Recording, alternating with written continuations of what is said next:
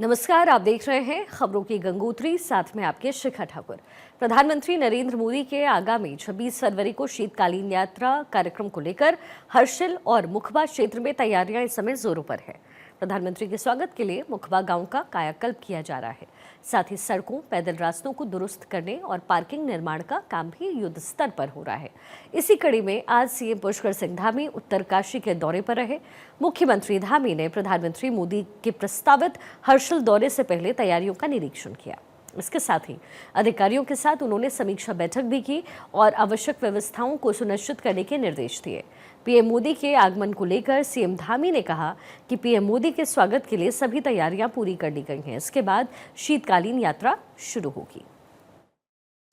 वर्ष 2024 से शीतकालीन यात्रा प्रारंभ की गई है। उसी के प्रोत्साहन के लिए आदरणीय प्रधानमंत्री जी मुखबा आ रहे हैं, हर्षिल आ रहे हैं और शीतकाल में आपको ये दिख रहा होगा चारों तरफ बर्फ से भरी हुई सारी चोटियां, सारे हमारे पहाड़, श्रीखंड और यहाँ का मौसम, धूप शानदार होती है।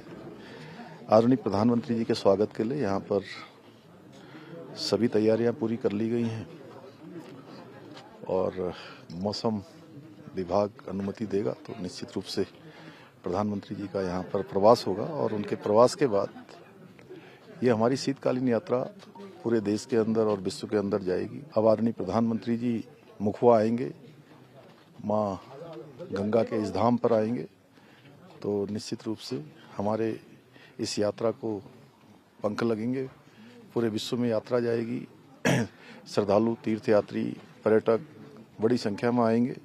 ये हमारे राज्य की समृद्धि में बहुत बड़ा इसका योगदान होने वाला है। हम आदरणीय प्रधानमंत्री जी का देवभूमि उत्तराखंड आगमन पर हमेशा की तरह हमारे उत्तराखंड के लोग उनको अपने परिवार का मानते हैं।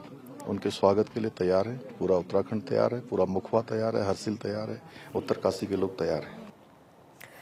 उत्तराखंड के मुख्यमंत्री पुष्कर सिंह धामी ने अपने सोशल मीडिया में हर्षिल की खूबसूरत तस्वीरें डाली हैं और लिखा कि गंगा की गोद और हिमालय की छाया में बसा है हर्षिल।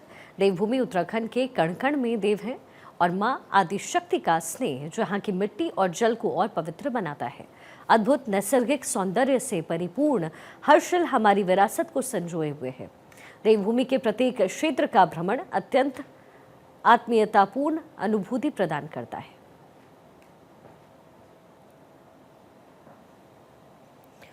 प्रधानमंत्री नरेंद्र मोदी ने आज बिहार के भागलपुर से प्रधानमंत्री किसान सम्मान निधि योजना की 19वीं किस्त जारी की।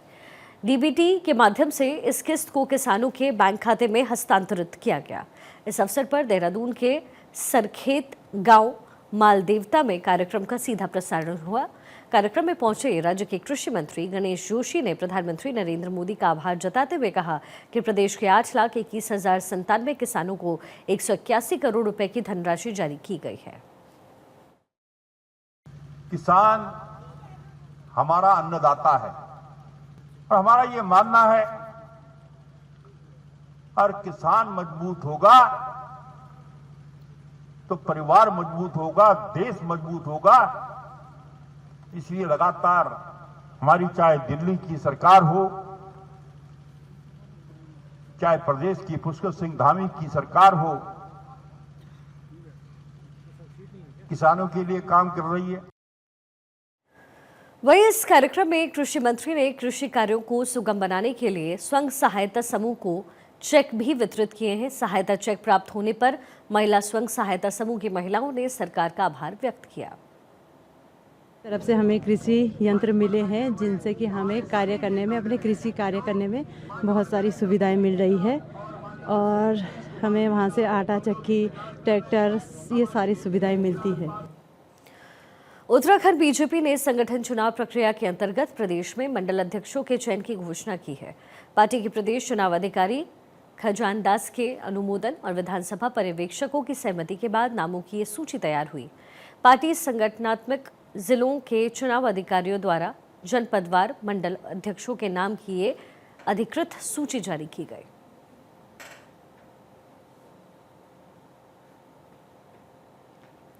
उत्तराखंड पुलिस में आरक्षी संवर्ग की भर्ती प्रक्रिया आज से अल्मोड़ा में शुरू हो गई। पुलिस लाइन अल्मोड़ा में पुरुष अभ्यर्थियों की शारीरिक दक्षता परीक्षा आयोजित की जा रही है, जबकि मॉल रोड में अभ्यर्थियों की दौड़ कराई जा रही है। एसएसपी देवेंद्र पीछा ने जानकारी दी कि भर्ती प्रक्रिया 6 मार्च तक चलेगी। प्रत्येक दिन लगभग 500 अभ्यर्थियों की शारीरिक दक्षता परीक्षा हो रही है। भर्ती प्रक्रिया की निष्पक्षता और पारदर्शिता सुनिश्चित करने के लिए पूरी प्रक्रिया की वीडियोग्राफी की जा रही है। देखिए, ये अल्मोड़ा में जो भर्ती आज से शुरू हुई है वो 6 मार्च तक ये चलेगी। प्रत्येक दिन 500 अभ्यर्थियों को यहाँ पर बुलाया जा रहा है, जिनका फिजिकल नाप तोल के बाद बाकी जो आइटम है फिजिकल के, वो आइटम हमारे द्वारा इसमें किया जा रहा है।